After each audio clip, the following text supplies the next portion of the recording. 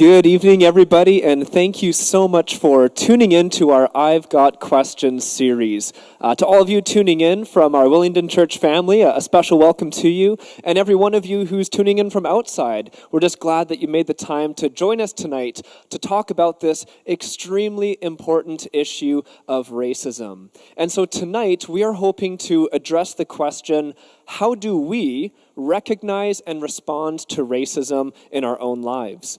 And we know that racism has been a destructive force throughout all of history, and it's really rearing its ugly head in big ways today around the world. And so by no means tonight are we expecting to address racism in its entirety. This is a lifelong struggle, so we're not trying to do that. It's with great humility that we acknowledge we're just trying to get the conversation started.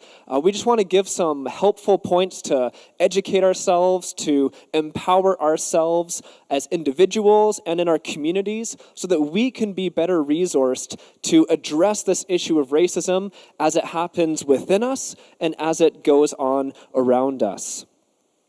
Now, racism has been a problem, as I mentioned, throughout all of history. It's nothing new to this day. Since the start of humanity, racism has been an issue.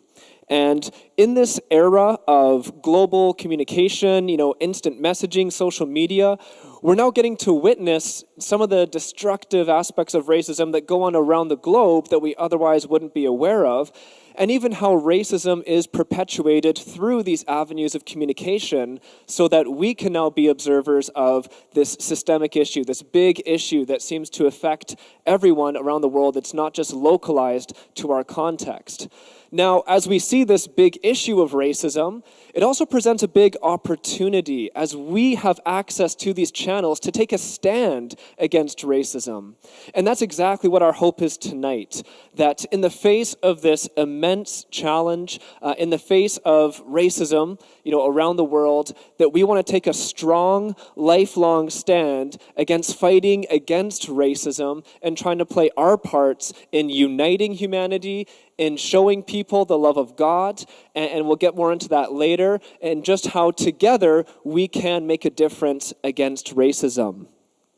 Now, it's been with the recent murder of George Floyd in the United States, and not to mention the countless other racially charged murders, unjust murders of black lives in the USA, that has really brought this issue of racism again to light on a global level. And so we, as Willingdon Church, we as Christians, we want to heartily, with our whole hearts, say, Black Lives Matter. Now, as I say that doesn't mean, I'm associating myself with an organization. That just means that at this moment in history, Black lives who have been treated so unjustly in the U.S. and around the world need that special focus. Saying Black Lives Matters shows that we stand with our Black brothers and sisters, with Black communities all around the world who have been oppressed for generations. And it doesn't mean that, Black lives are more important than everyone else. It means that Black lives are just as important as everyone else, but they have not been treated that way. And those brothers and sisters, those communities of people, our Black friends need to be treated equally around the world. And so we want to take a stance to take that statement and say, yes, we love our Black friends, our Black brothers and sisters, and we stand with you, and we want to be a part of the solution. And I, as a white male, acknowledge my need to learn, to grow, to increase my understanding, and also to, be asking forgiveness of my own racist ways and seeing how I've been a part of the problem and can be helped and learn to be a part of the solution. Now, setting the stage, we're seeing racism rear its ugly head and being addressed globally. I do want to make a couple points before we get into tonight, just to kind of help set the context. And so, it's really on the heels of this movement, this growing awareness of racism and how we need to stand with our Black brothers and sisters, that we're also seeing racism taking so many forms in our own context. And, so for us as Willingdon Church here in Burnaby, we don't necessarily have as many African Canadians, we don't have as many Black people in our community, but we do have over 70 different nations represented at our church. And we are in Canada, which is in a context where racism has existed since the foundation of this country. You know, people of every ethnicity who've come to Canada from outside have all experienced racism. And one of the most horrific, tragic, and pervasive forms of racism has been against the Indigenous communities of this land, that it was taken over, taken from them, and of course we'll be getting more into that later. And so we acknowledge some of the most felt experiences of racism as well in our context. And so we want to be talking about racism on a larger scale, at a general level, and also on a personal level of, you know, wherever you're tuning in from, so whether you're a part of Willingdon Church or not, to be aware of how racism is most felt and experienced around you where you're from. Now, at Willingdon Church, we also have large Asian communities, and in light of COVID, we've been seeing more and more racial sentiments against our Asian brothers and sisters. Because of this virus, they're being, told all sorts of horrible things, given that its origin was in China. And so we want to take a stand against that racism as well, and address it in all the forms that we are seeing it. The second point I want to make is that we do see that racism exists all around us, but we also need to acknowledge that racism exists within us. Now, I know that some of you, after I say that, will probably close this because, you might not identify as a racist, and maybe you take offense to me saying that it does exist inside of you.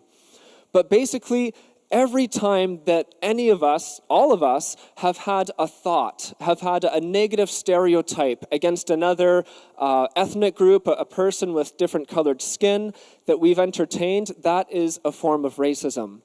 Every time that we have maintained a condescending attitude towards someone of another ethnicity, another cultural background, that is also racism. And so racism is as subtle as those little thoughts that enter our minds that look down upon other people because of their skin color, because of their different culture, and place ourselves above them. That is racism, all the way to the horrific genocides that we have seen around the world throughout history. And so wherever we find ourselves or whatever we've experienced on that spectrum, it's all racism. And we just need to humbly acknowledge that it's a human problem, it's in all of us, and we need to work together to actually making a difference so that future generations will not have to experience racism as we see it today in our context. So, the good news is that through Jesus Christ, for all of us who are followers of Christ, that God came to save all people, that all people are made in God's image equally, and God calls us, as we follow Christ, to make that good news known and to bring reconciliation among every people group. The book of Revelation, chapter 7, talks about every tribe and tongue worshiping God. The community of God is made up of people of all colors, all backgrounds, all ethnicities, and all languages. And so Christianity is actually the most helpful, the most coherent and beautiful worldview to support fighting against racism in any form. So for all of us who are Christ followers, we want to live up to the gospel message.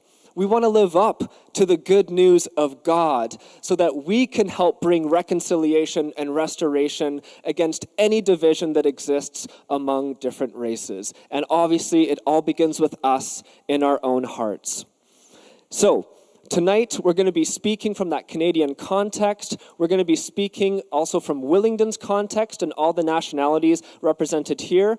We have a panelist made up of different individuals with different specialties, and so we're excited to hear from them, kind of talking about racism on bigger picture levels, also as it pertains to the Indigenous communities, and ultimately, where can we go from here? What changes can we make no matter where we're at so that we can be a part of the solution? So with that being said, with that kind of long introduction, it's a sensitive topic. We really want to set the stage. I'm excited to pass things off to Pastor Willy so he can introduce our panel members and we can get into our discussions for this evening. All right, thank you, Pastor Jordan. So Jordan and I are your hosts for this evening, and we have three wonderful guests with us. I'm just going to get them to introduce themselves and tell just a little bit about them. So we'll start with Jennifer. I'm Pastor Jen, and I'm a fourth-generation human rights activist, and I'm a street pastor in the downtown east side. I work with drug addicts and survival sex workers. My name is John O'Carame, and I am the pastor of children's ministry here at Willingdon. I'm also a former teacher as well. Hi, I'm James Grunow. I'm the director of Journey Home Community in Metro Vancouver, and our ministry works with newly arriving refugee claimants to our city and providing housing and settlement support. All right, thank you very much. So we're going to begin with a simple personal question. Since James spoke last, I'll start with you, James. We'll come that way. What's your personal experience with racism? I think of a quote from Fabiola, a young black woman from Montreal, an activist, a social justice community worker. And she made a statement, 4 words, "No one is non-racist." That was in a presentation, I guess, a few weeks ago. And I've been thinking about that since then. And I've thought, if her as a young black woman made that statement, what does that say about me? And as I've pondered that, I thought, I think she's right. That racism exists in all of us as human beings. It's a condition we all have endemic to us as individuals. And so I think what happens as we live out our life is that we come into different contexts and into different settings that bring that out, or that help us observe, or that see us understanding it in different ways. My own context, I was raised in a small prairie city as a white person, and I recognize that I have had a lot of assets. And I think that as I pondered my earlier childhood and then growing up as an adult, I can see the racism existing within myself.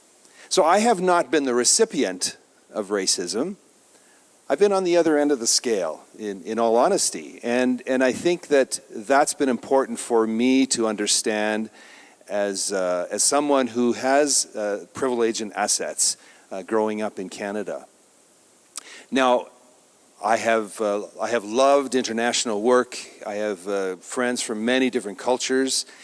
And as I've looked at my own life, I've tried to be very intentional in how I view that racism when it does begin to surface, and to try and catch it, and to fight it, and to be intentional in how I respond to those thoughts, and as Jordan was pointing out before, the unsolicited thoughts that surface in our minds and that so quickly move us into stereotyping and into racist kinds of attitudes.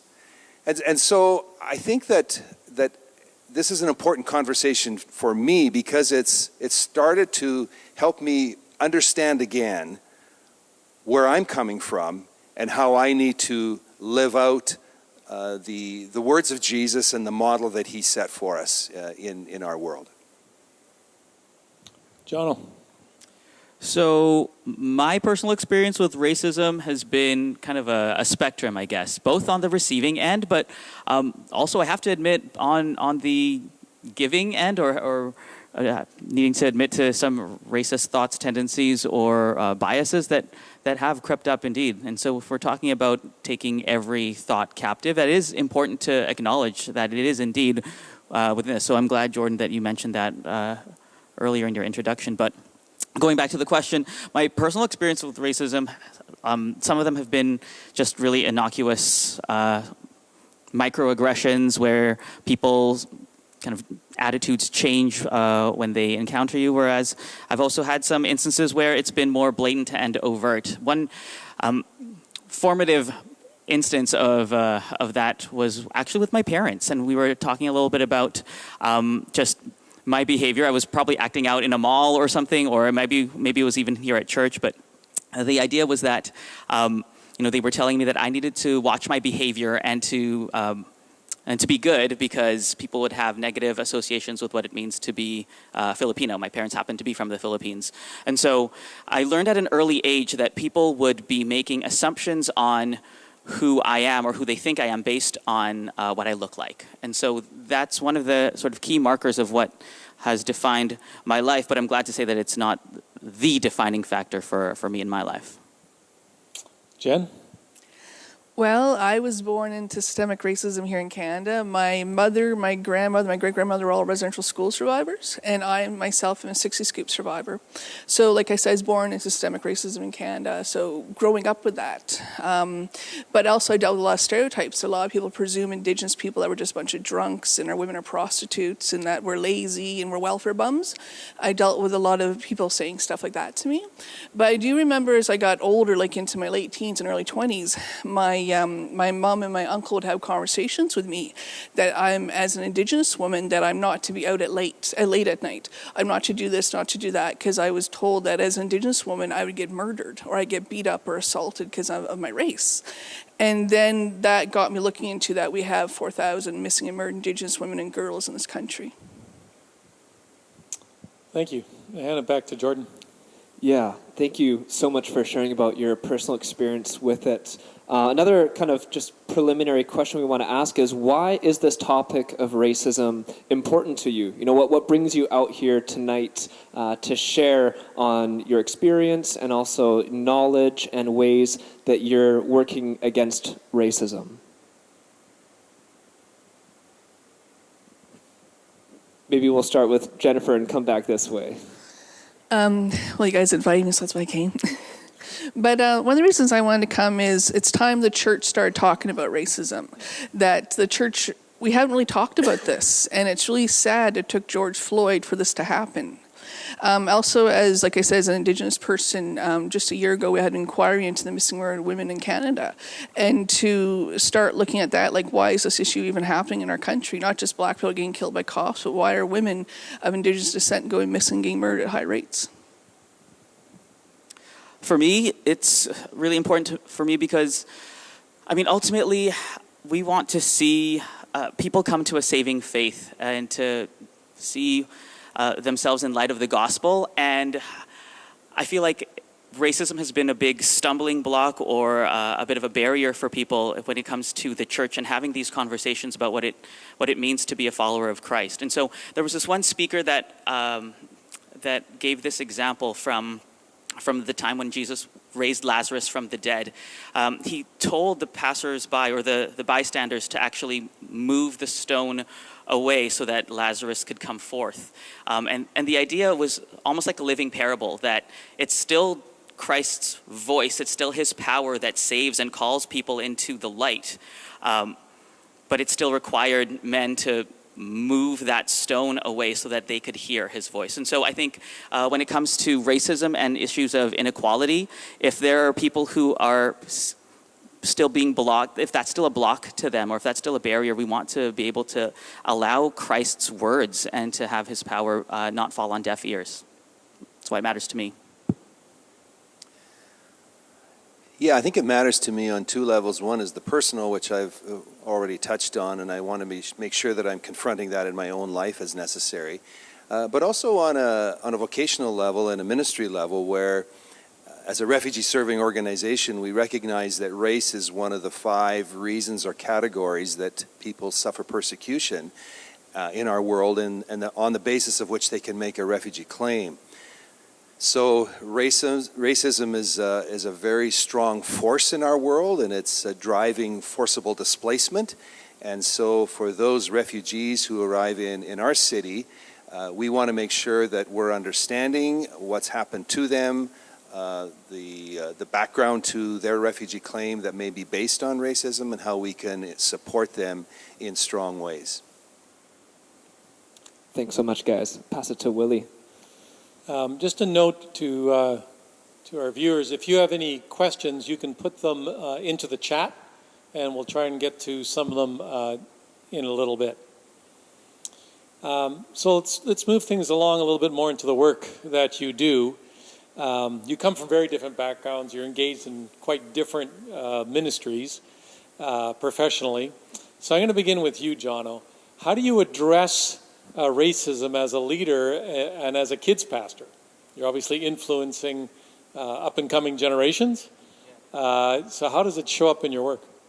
I think the benefit of working with kids is that you get to speak very straightforwardly, very plainly, and to the point, and you get to start at the beginning in many ways. And so when we unpack the truth of Scripture, when we talk about the Bible, we get to celebrate the fact that we are all indeed made in God's image. We are all created by a loving Father who loves us, who gave us, different eye colors, different levels of melanin in our skin to give us different cultures, and we all ended up with different languages. And so we get to celebrate that. And at Kids Ministry, we try to be really intentional about celebrating the diversity that is represented here at our church. One thing that was also really exciting for me to witness firsthand is how our leaders, in terms of our staff and our volunteers, they're representative of the people that they're teaching and that they're leading in terms of our congregation, the kids and the family. So that's been another cool example of seeing this actually lived out and experienced, and countering negative thoughts about different cultures encountering each other. Another thing that I really I'm really cognizant of, or one of the ways at Kidsmin we try to address racism is try to just normalize the different cultures that are indeed represented. And so instead of just using kind of homogeneous references or examples, so instead of just reverting to mom, dad, or Little League or different examples in our anecdotes or in our lessons, we try to be sensitive to the different cultures that are represented. We know that we have a lot of people who are living with extended relatives. Grandma and grandpa are the people, or aunts or uncles are the ones who are taking them to church.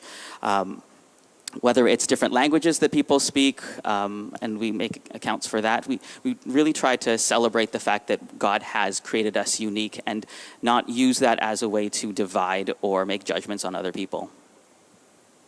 Thanks, Jono. James, you have obviously people from all over the world in your homes, and I'm sure that creates some interesting scenarios. How does this play out in your world? Yes, it can create interesting dynamics when you take people from different nations, and we've had people from probably 50 different nations through Journey Home Community, and you take people and you put them into a community house without their own living unit, but sharing bathrooms and kitchen space. And people who maybe have come from different backgrounds and perhaps even have been enemies from different nations. And now they're expected to live together and to live in harmony in a particular setting. It has created some tensions from time to time. It's created occasionally some discriminatory comments that have to be addressed. And so we try to have conversation with people as those incidents arise and work through the issues as best we can. And we've seen some really strong results, and actually thinking of an instance of two young women who came from different nations, and it could have been race, it could have been politics, it could have been tied up in war. Who knows the root cause, but certainly there was enmity, and eventually we began to see friendship develop. I must say that over the time that we've been operating our refugee houses, these instances have been much more the exception. And I think that's partly been helped by the fact that we have Christian core host couples living in each house to provide a modeling of what we hope will be Christian principles and values lived out consistently before them, and ways to then intervene when incidents arise. And so that has helped us, I think, to a great extent in being able to mitigate those situations that do occur. So there are conversations that we have, there are incidents that we've had to work through, but we've also found that people, just because they move to Canada and arrive here as newcomers, don't leave their racism or their baggage at the door. or at the airport. And so even helping our families deal with external racism that they have encountered on the street or in the mall or on transit is another situation that arises in which we try to come alongside to help. I would say that that we've been very fortunate in seeing these instances be very minimal, as I said, but we also want to look at our own organization and what are we doing to make sure that we're modeling diversity ourselves. What's the makeup of our board and our staff? And so we want to have these ongoing conversations amongst ourselves to make sure that that we're living out the face of our culture and our context around us, and to make sure that there's diversity happening within Journey Home community, as well as with all the people who come through our community and who we help then move out into the wider world. Thanks, James. Jen, you're on the front lines. How I handle racism in my world is I call it out right there and I confront it right in the moment. And if I'm actually dealing with a person being racist to me, I call it out and confront it, and I let people know there's legal consequences for it from a human rights complaint. To when I deal with street people in the downtown east side, like drug addicts and survival sex workers, I have to spend a lot of time explaining to them what their human rights are. Because they've dealt with years and years of discrimination and racism that they don't even know what their human rights are. So I explain to them, you don't have to deal with that's not right. People can't talk to you like that. That's actually against the law. And then I explain to them what they can do about it, to the point where I've actually gone people and advocate on their behalf and actually put in human rights complaints on their behalf or escort them to places to empower them that they can stand up for themselves. So we teach people in the downtown east side how to stand up for themselves and confront racism and discrimination. Yeah, as you mentioned, they have no idea sort of what their rights are or what. So I would imagine that when there's conditioning, right? We all have experienced some level of conditioning growing up on a variety of issues. But if we have come to the place where we believe we have no standing or we have no worth as an individual, that's how we've been conditioned. I mean, you're trying to speak truth of who they are as a person into their lives. Yes, the people, like I said, I'm dealing with have been treated in a certain manner that they know they're being mistreated. They know what's happening is wrong, but they're just so used to it and they've had no way to fight it that they just put up with it. But they know what's happening in the moment is wrong, and they know that person's not supposed to treat them that way, but they've just been mistreated for so long, they don't know what to do about it. And then, stepping in and saying that, no, that's wrong. People can't treat you like that. But especially being the church, to be able to step up for poor people and people who are disabled and live in poverty, it's very important the church actually stands up and defends them. Mm-hmm. Yeah, that's good. So moving into how we as a church, or as Christians, as Christ followers, how we address some of these things on a personal level. One of the questions I want to ask you as a panel, and whoever wants to jump in can do so, what are the questions we should be asking ourselves? Because in terms of self-awareness, how do we grow in our awareness on this issue? The first thing that pops in my mind is, how did we get here? How did we get to a place where it's okay for police officers to shoot black people to death? How did we get to a place where it's okay to look at Indigenous women and laugh if they end up dead? How do we get to a place where it's okay to point fingers and laugh at the people who are so poor they can't afford a meal? Look in the mirror, yeah. Ask the deeper questions. James or Jono? One of the questions that came to me was not asking, am I racist? Leaving that question, but asking, how am I racist? And I think that then makes us confront ourselves. That's the beginning point. We need to confront ourselves, and then we have a platform, perhaps then much better, on which to confront others. To kind of piggyback on that same idea, where you ask yourself, am I letting perceptions of what I think this person is like actually affect the way I treat them or the way I consider them? Or am I letting how this person's behavior, is that, going back into that bank of this is how these people act or conduct themselves, just confronting those little questions of, how is this forming my continued opinion? How is it feeding that, or how can I take my thoughts captive and actually be subjectively fighting against it? You're all in vocational ministry. So, of course, as we address this as a church, we're thinking, and I think Jordan used this phrase before, how do we live up to the gospel? And unfortunately, Christianity or the church or the institution of the church and individuals who claim to follow Jesus have misrepresented God in profound ways through the centuries and used God as sort of a club for to perpetuate racism. And I was listening to a sermon just last week or two from, I believe the pastor's name was David Seeley. He was a guest speaker at Church of the City in New York.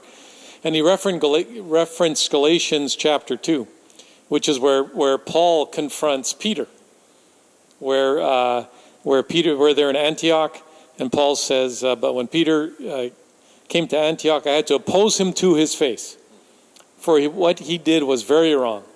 When he first arrived, he ate with the Gentile believers who were not circumcised, but afterward, when some friends of James came, Peter wouldn't eat with the Gentiles anymore. He was afraid of the criticism of these people who insisted on the necessity of circumcision.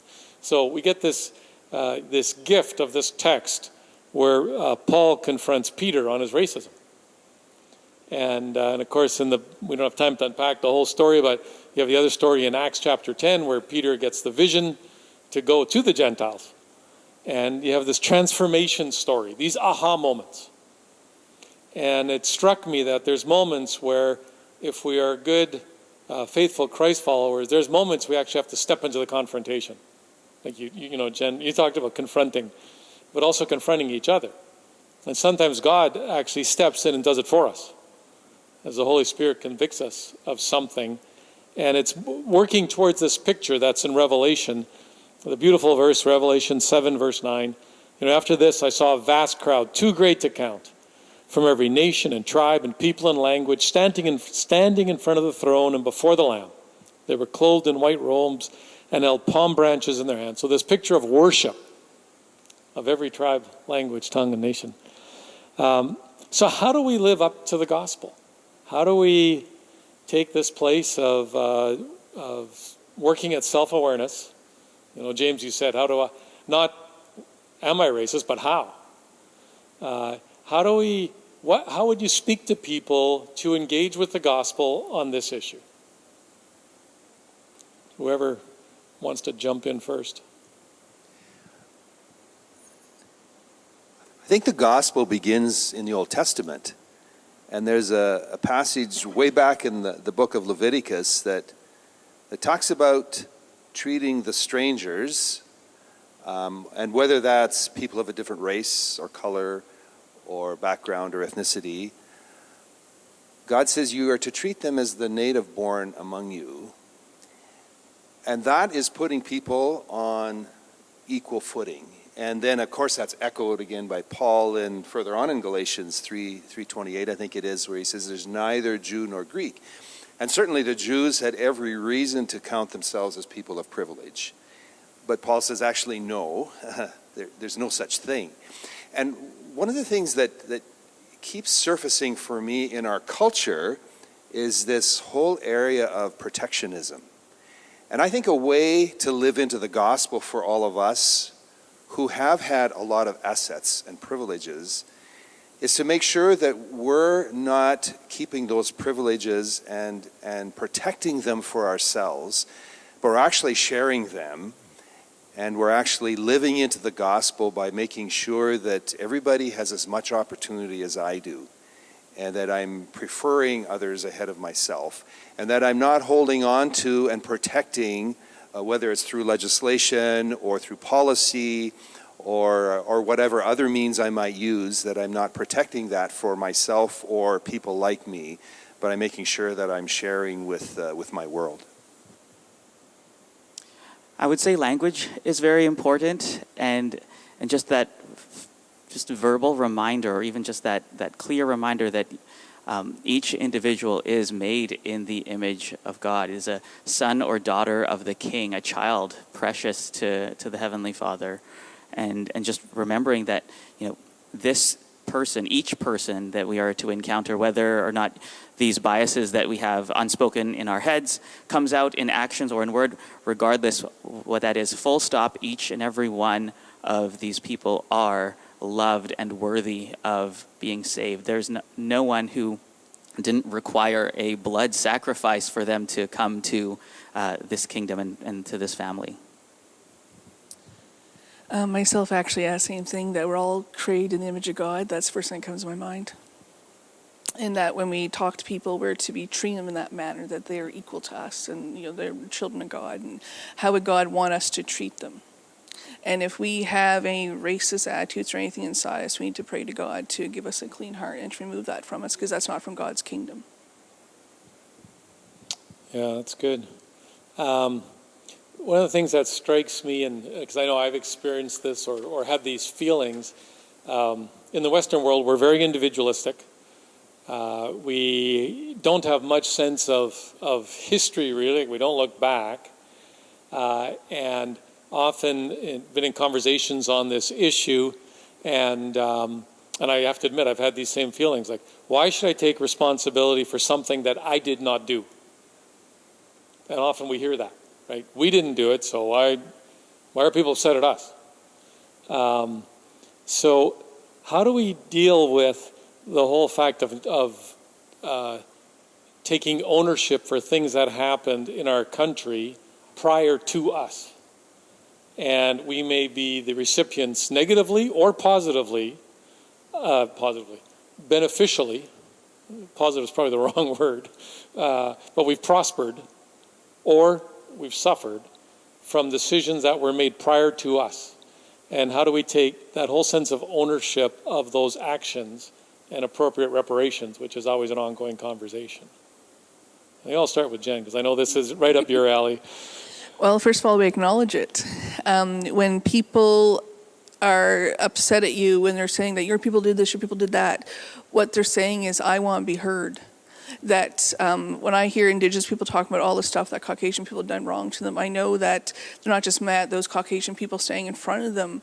They're like, I can finally be heard. Like when we talk about our missing word women, because we had an inquiry, we're like, we can finally be heard. Finally, people are listening to our stories about what's really going on here. And then all that stuff comes out. And so really just realizing that person just wants to be heard, that race wants to be heard of all this injustices. And they just want that injustice dealt with. They just want justice. That's what they want. They're not mad at you, or they're not mad at your race. They just say that this stuff happened to us and it needs to get dealt with. We're done dealing with this. Mm-hmm. And so I guess those people who are in a position of privilege to acknowledge that and then work with those people and how we can, and you can't deal with systemic racism overnight. Yeah. And so do your, the best you can in the moment, I guess. It's interesting trying to tell someone else what to do about systemic racism, because I'm usually on their side of being systemically mistreated due to my race, compared to trying to tell someone on what yet. Right, yeah. Thank you. You were going to say something, John? I think for me it's important to kind of deal with some of those perhaps unsavory issues, because if we're inheritors of a lot of wonderful things in the society that we have to also recognize and acknowledge the fact that it did come at the price of some really awful things that have happened. And so in terms of teaching kids about that, when I was a school teacher, or even now with my own children, helping them understand that there are things that should not have happened, and it's our responsibility to help point it in a better direction. We always talk about, what can we do now? How can we fix the situation, or how do we move forward? And I think coming to terms with the fact that it did happen and it is something that needs to be fixed is important. I think the other thing, from our own organization's perspective, is to make sure that as we're educating newcomers, we're giving true history. and we're not whitewashing the things that our ancestors have done, but we're encouraging the truth to come out and making sure that they understand the correct history of Canada.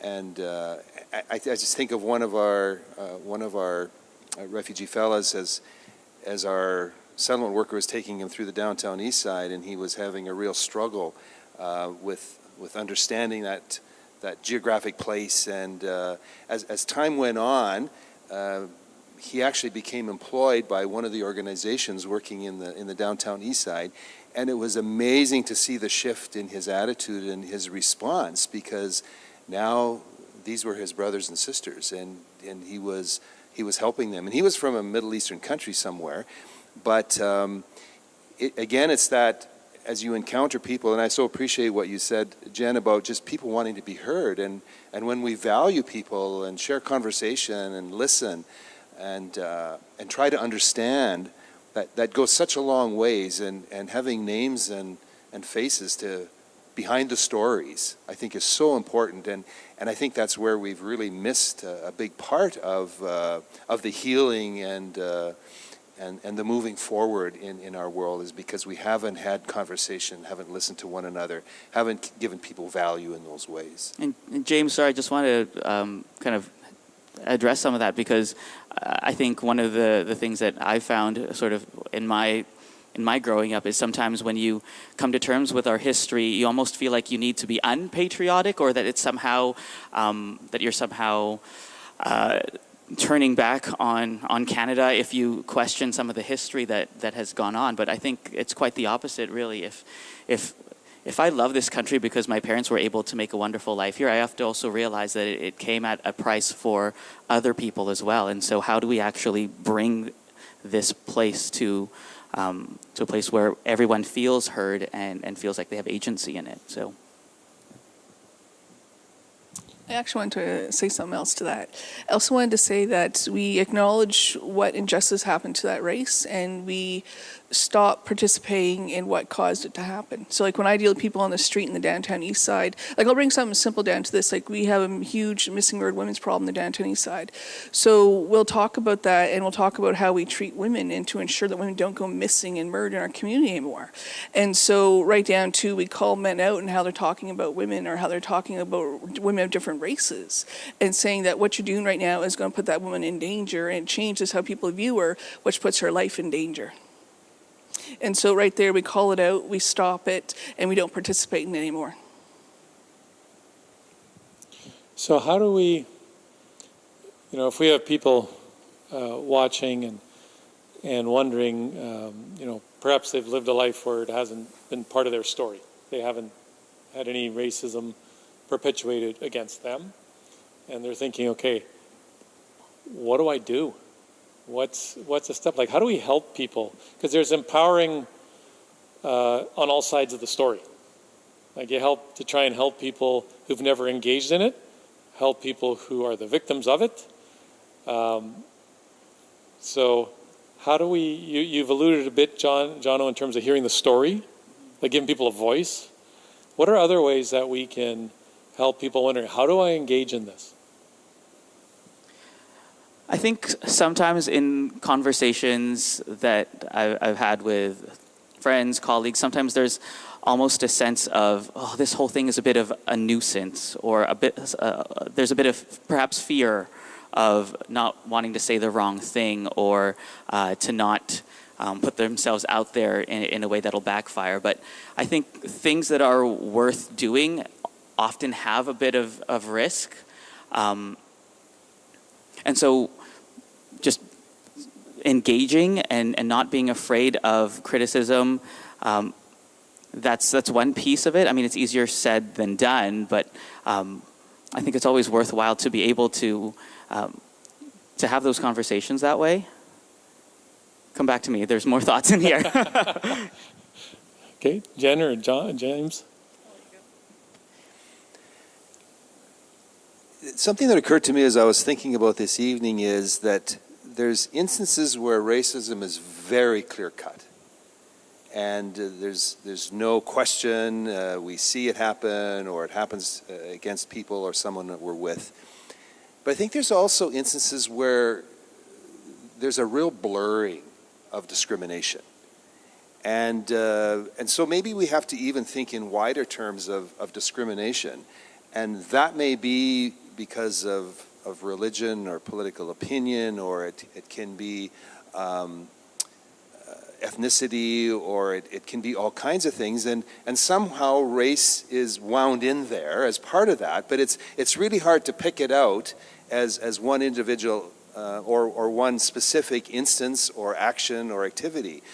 So perhaps just being aware even of discrimination at a wider level, and then listening carefully to see what is spawning that discrimination, what is initiating that remark or that activity, and is there race somehow entwined in that?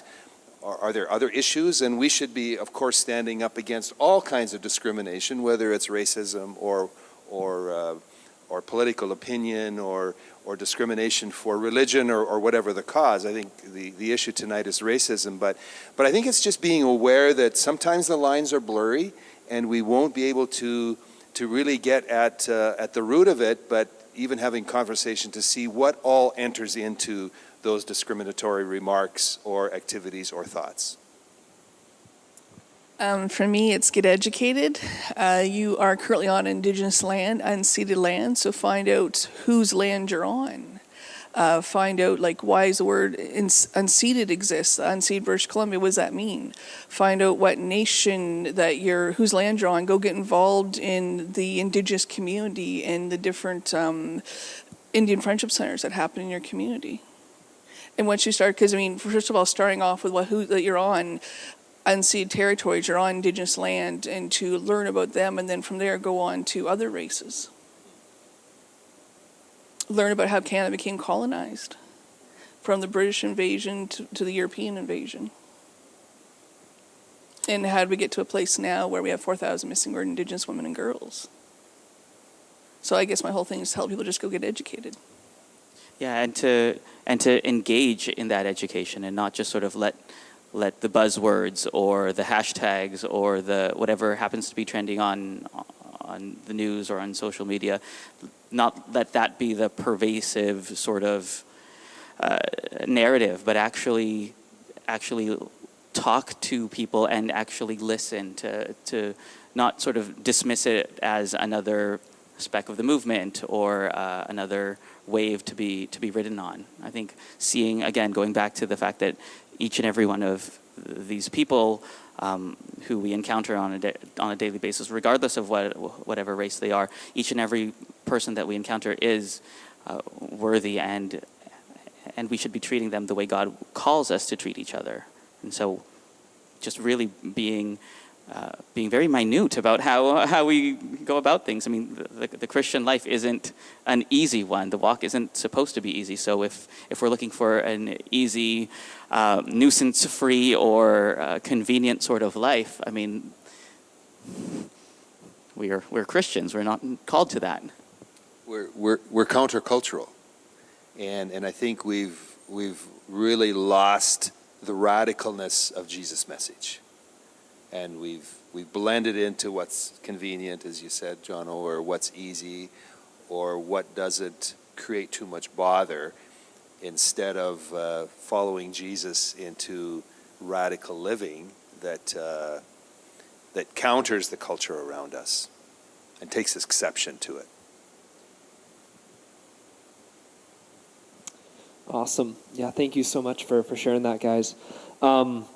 Another question for you all is, we know that we are in a very politically correct moment in history where we're very careful of our language. We know how much damage it has done, and have to be mindful of how we say things. Now we're always coming across different interactions, conversations, people making insensitive comments they might not even be aware of, or, racist jokes, racist comments that might be more socially acceptable or more common, and so it kind of goes under the radar, or people don't feel always comfortable addressing it. how do we as Christians, as followers of Christ, walk in that tension of kind of the political correctness of our day and also this, pervasive, subtle forms of racism that come out in those, just day-to-day conversations or comments that we hear in our friend groups or our communities? How do we, begin to address that and deal with that? I mean, it's easy to say walk in love, but to actually live it out is another thing. I think it is helpful, though, if you're with fellow brothers and sisters, or if you're, with your friends and you hear something that's offside, you call it out. I think it's our time to actually say that's not okay. And as the receiving end, if you're somebody who's being called out, actually take that in love, And so obviously the person who's calling somebody out about an unacceptable comment, there's a loving way to do that. There's a loving way to accept that and say, oh, I'm actually really sorry that offended, and that's wrong, And so just when you're always walking in an attitude of Christ-like love and assuming the best from other people, I think as Christians, that's one way that we could kind of navigate our world around us and lovingly say, I feel like that joke might be, at the expense of someone or a group of people or just going down a road that's not actually a helpful place for us to be. Well, as I've been saying all night, call it out and confront it. And yes, in a loving manner, just say, what did you just say to me? And why do you think that? And why do you think it's okay to talk to me like that? And especially if you're a caring group like we are right now, just say to the person, why do you think that? Why would you say something like that? But also make them realize, just leave it at that, make them realize what they said was racist and how they said it was racist and why it's offensive. But yes, do it in a loving manner. I think we need to pray for courage, because it's really easy to want to fit in with the group that we're with or the people around us or the prevailing culture. So I think praying for courage. And the second thing I think is we need to, in that moment, reverse the role. So what if I was on the receiving end of that remark or of that thought or of that action? How would I be feeling? What would I be thinking? And just walking in the shoes of the other person. And so reversing the role in the moment and I think might help us just to be able to identify in a little stronger way.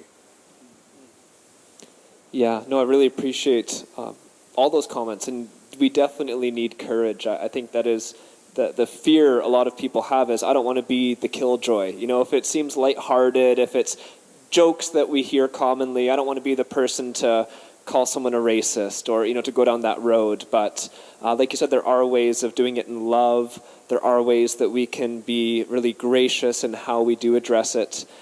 And maybe just that idea that, if we've accepted subtle forms of racism and we don't say anything, we just continue to perpetuate it. But if we're ever to make change, change is uncomfortable. Calling someone out on those acceptable racist jokes or acceptable racist comments, change is uncomfortable, and we just have to pray for confidence and courage to be okay with that. So then, in another situation where, because racism is such an important issue, it's getting a lot of airtime and a lot of emotional, obviously, investment as well. When people are a part of a heated situation and they do, the common saying is pull the race card, say oh, you're just saying that because of my background or my ethnicity. But maybe that's not the issue. Maybe that's just getting conflated with another issue. How do we also address that as people who are trying to seek harmony and trying to seek peace, in all of our relationships?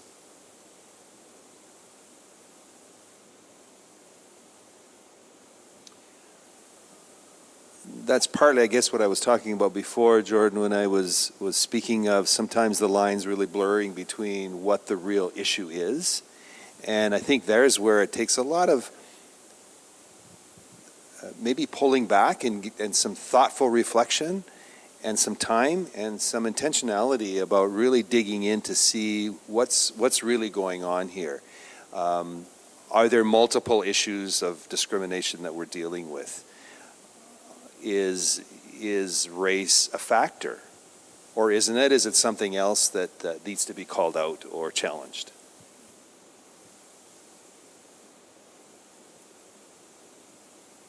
Yeah. Any other thoughts from you, John or Jen? But the whole race card thing there, if someone accused me of playing the race card, I would take the time to educate them why I'd be talking about my race in a situation. And then to the other person, I would say to them, if, ask yourself, why is the person, talking about their race in the situation? What happened to that race? What trauma happened to them that they need to be bringing that up constantly? Yeah, that definitely ties to what Jono said earlier about needing to hear the story. Like, okay, that comment was made, there's clearly a story behind this. Even if it seems unrelated to the incident, like we need to unpack that and care about the person enough to hear. And it takes a lot of self-reflection. It takes a lot of thought. I'm glad that we have scripture to also go back to, God's told us what he requires of us, Micah 6:8. We do justice. We love kindness. We walk humbly with our God. So it's a reminder that, yes, this is an ongoing process of how we relate to one another and how we treat each other. If you have any questions you want to put in the chat, we're going to go to those very shortly here. Just before we do, one of the things I wanted to talk about was authenticity on the issue. And we've talked about this we skirted around that. And I was reflecting, James, you talk about courage. And, well, really, Jen, you did too, right? To confront it in the moment. And the only parallel I have in my life, I come from an abuse background. So thinking about, okay, living with authenticity at points would be sharing my abuse story, not as a victim, but as this is my story. I was victimized, but this is my story. So it takes authenticity on my part to say, well, that was hurtful. What you just said was hurtful because, and here's my story. So I'm just processing this kind of in real time here, thinking through how do we help people be authentic, whether they would be on the privileged side or on having been the victim or the recipient of racism. How do we help create the authenticity to walk into those stories? Whether people are saying, no, I'm not that, or maybe I am, and trying to, open up to that side. Because right now there's nothing worse to be called than a racist, right? Politically, right now, in this moment. Or on the side of people saying, well, no, that actually really hurt. Because the other part, if we protect ourselves, we don't want to say something hurt, or we might lash out if it's real, we get to those points too. So help us think through a bit of this, especially in a church community. How do you take this issue that's very sensitive and walk in greater authenticity towards wholeness? There's a big question. I love that there's been opportunities to share stories, whether it's, transformation stories or testimonies or, Zoom chats where people kind of have those questions in their life groups or things like that. And I think the key piece, is that investment in people. It's not just, I feel like I need to educate myself and then kind of plunk myself out of the situation and kind of, I can live and go on my merry little way. Like, once you get educated truly on something, there's an investment, there's a relationship there. It's not just finished because you've acquired some knowledge. And so I think when it comes to brothers and sisters of different races, when it comes to people here in our congregation, sharing stories or sharing some of that vulnerability, it's kind of hand in hand with an ongoing relationship and an ongoing friendship, similar to what we have with Christ. Somebody walking with us through these things that we're going through. I wonder, Willie, if it's a little bit like preaching. You identify much more with a preacher who's up there sharing a bit of his weakness and a bit of his authentic story than I am with someone who's on this high spiritual pedestal and has a strong pedigree that person's out of my league or out of my world.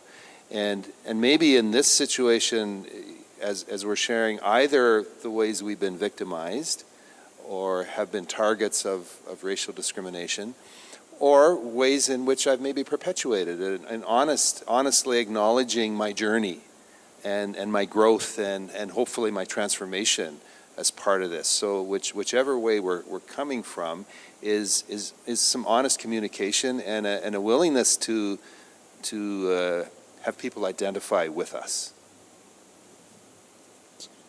For myself, I'd say it is like pray for a clean heart, and pray that if you're in a position of privilege to look at and pray that God would give you a heart to understand the issue, and so just pray for God like that you become authentic in Christ. That's great. Thank you. Jordan, any questions there that we need to look at? Yeah, we got a couple questions. The first one I'll start with is just about resources. Did any of you have good resources on Canadian history specifically that you would want to point people to get a better understanding of our background here? One of the things that comes to mind is the Canadian Museum of Human Rights. I think it was a wonderful place to visit and some really eye-opening things. Obviously, there are, the issue is large, and there's a bit of a caveat in terms of biases and things that we also want to take a look at. But I think it's a great starting point to just sort of get this encyclopedic sort of overview of here are some of the things that are part of our history, part of world history, some of the things that have occurred, just to be a starting ground, I guess.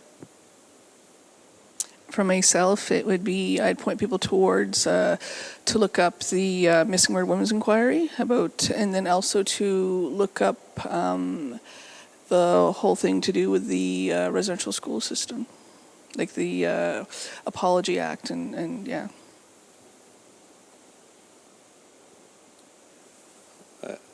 I picked up a book from the library one time, some time ago, just on the memoirs of an Indigenous person who had moved from the background into the political sphere in Canada. And so I think just even some reading like that can be helpful for us in helping understand story. And we're all attracted to story.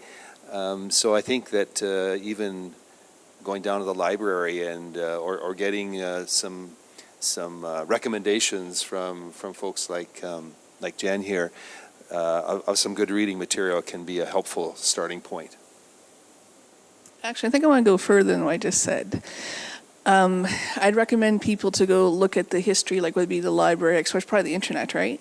And look at with Canada from an Indigenous context about from the European invasion to the British invasion to the residential schools to the 60 Scoop, to the Indian Act, to the reserves, and how it led to where we're at today with our missing word Indigenous women. And just, I call it the pipeline of genocide. And just see how we get there, and then look at today how we treat our Indigenous people, and then also ask that person, how do they feel about the issue? Awesome. Yeah, thanks so much for that. That's helpful. I know for myself one time as well with MCC, they did the blanket exercise going through the history of how the European settlers took over the land and pushed out and abused the Indigenous peoples. I was wondering, Jennifer, do you know of any way people can connect with that? Is that still being run or easily found? Actually, yes, it is. I actually was to one recently. The best thing I can recommend to you guys is to go to your Aboriginal Friendship Center. Go to any Indigenous centers, I guess, and they would have all that. I know if you go to our Indigenous Friendship Center right now, they can talk to you about the 60 Scoop, because the 60 Scoop claimants just got their money and they just settled their court case in Canada. Okay. Awesome. Yeah, thanks so much for that. Yeah, another question too that was asked, and it kind of pertains to leadership. So when leadership in an organization, Willingdon being used as an example, but I think it kind of goes beyond that to so many other instances where leadership does not adequately represent the diversity in the community that they're leading. What do we do about that? Another example I heard recently was with the black community in the States in the church, that black individuals would go through seminary, but they'd never learn about black theologians or black preachers unless they took black theology course. And so it was all dominated by white theologians, white preachers, and that's who it was expected they would all learn from, white seminary leaders. And so what do we do about that issue that we see, even that, so the question refers to Willingdon's preaching team is predominantly white in a very diverse congregation, and we see this kind of misrepresentation in many different instances. What do we do about that issue? I think for me, it's when we see the kids that we're teaching, essentially it's almost like a generation removed. Like we're raising up new leaders, and at this point in terms of our church history, when I see a group of kids, or at least when I did back when we were open, when we would see a group of kids, I would say these are our future elders, these are our future youth pastors, these are our future preachers. And that pool definitely has ethnic diversity into it. And so, at what point does that pool kind of get sent out elsewhere, or at what point do opportunities open up or close up? I think that's part of the conversation, is seeing in terms of hiring or how we go about filling those roles.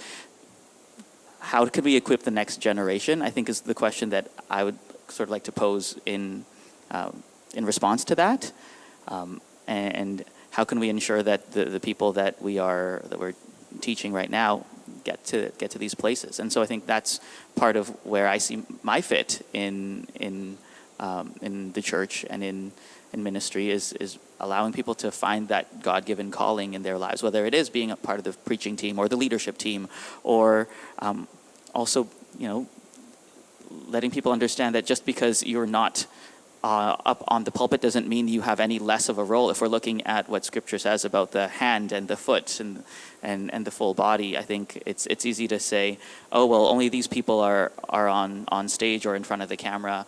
That must mean X, Y, Z. I think a more robust question would also be taking a look at the whole church in terms of everybody who serves, volunteers, staff, and I think that gives a better picture in terms of representation, to be honest.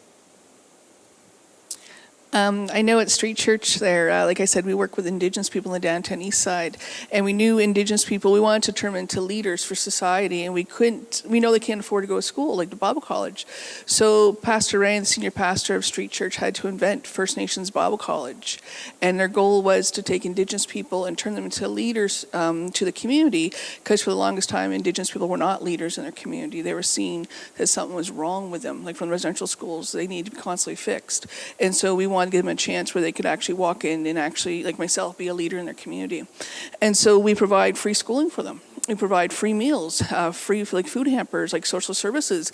And their only job was to come to school and learn and write some tests and learn how to write a sermon and get up and preach every Friday night in front of people. And so in order to ensure that we were meeting the community that we're mainly with, we had to somehow make a way to ensure that the services were there. And we wanted to ensure they had free education and that it was available to them and they could come and take any time they want. Okay, we need to wrap it up. So we got last takeaways. What would be your advice to people in terms of a next step for them? So one of the things that I had on my list is take someone who's from a different race than you are, invite them for coffee, and ask them about their experience. Ask them how they've experienced racism. If you're brave, maybe ask how they've experienced racism from you. If you're have that kind of relationship, maybe it's something you don't even see. But what's any last words of advice?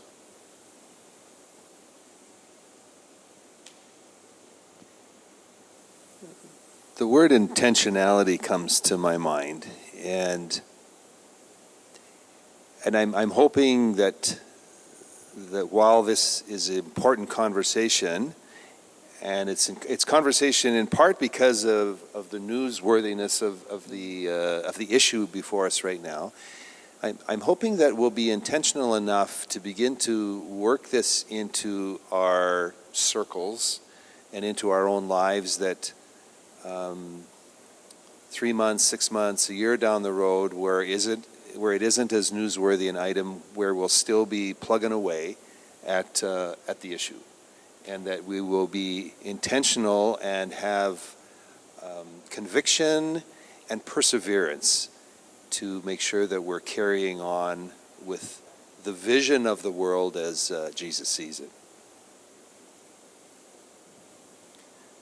I think for me, it would be listening, and to listen twice as much as you talk. And for me, that's been an ongoing issue for me. I tend to chatter on, but actually taking pause to, if I'm on that coffee date, or if somebody confronts me with something that attitudes that I've had, and for myself as a person of color, talking to my friends who are Caucasian or who are white, also listening and taking a sense that assuming the best in people, not taking a posture of antagonism. And I'm talking about if you're with your friends and trusted circle of people who have a relationship with you, who sort of have a place of privilege in your life and in your with you. And so for anyone out there who's having conversations with people who are white, have a chance to actually hear their side as well, because I think that is an important piece of the puzzle to be able to have an open dialogue together. For myself, I just suggest people to plug into their community. Like, what's the main race that's in your community? If it's First Nations, is it East Indian? Is it, and go to your local community center and find out and get educated about, who those people are, what's going on in your community. So for myself at Street Church, across the street, we have a Muslim community center. And I've been very curious to go over there and kind of knock on their door and ask, hey, what do you guys do? What are you up to? Like, what goes on here? Like, what makes you guys, what do you do? And as Street Church, as a Christian church, how can we help you? Like, how can we meet you, meet with you in the middle? That's great. Well, thank you so much. We're going to wrap it up here. Thank you for joining us this evening. This panel discussion will be posted on the Willingdon Church website, willingdon.org, and we'll look forward to another panel discussion of I've Got Questions in the fall. Good night.